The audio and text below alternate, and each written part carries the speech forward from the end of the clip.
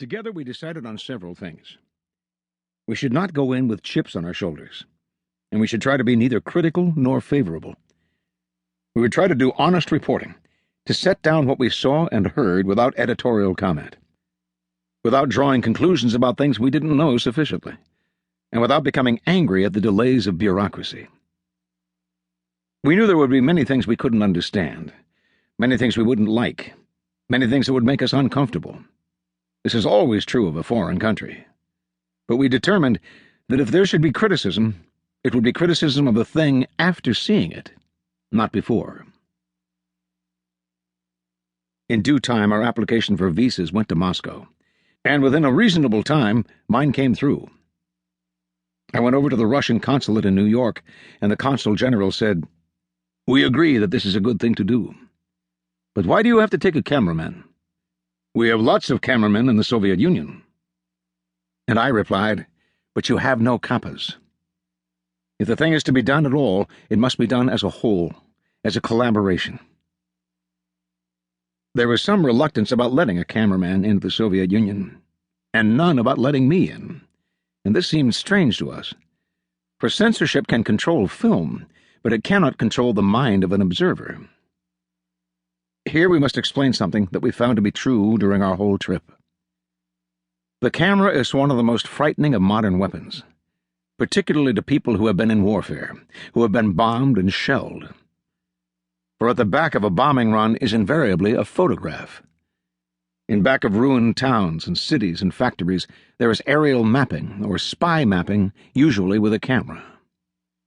Therefore the camera is a feared instrument, and a man with a camera is suspected and watched wherever he goes.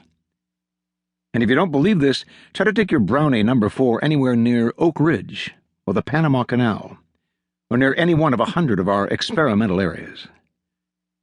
In the minds of most people today, the camera is the forerunner of destruction, and it is suspected, and rightly so. I don't think Capa and I really ever thought that we would be able to do the job we wanted to do. That we were able to do it is as much a surprise to us as to anyone else. We were surprised when our visas came through, and we held a mild celebration with Willie behind the bar when they did.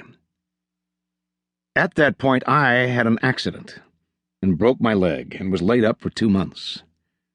But Capa went about assembling his equipment.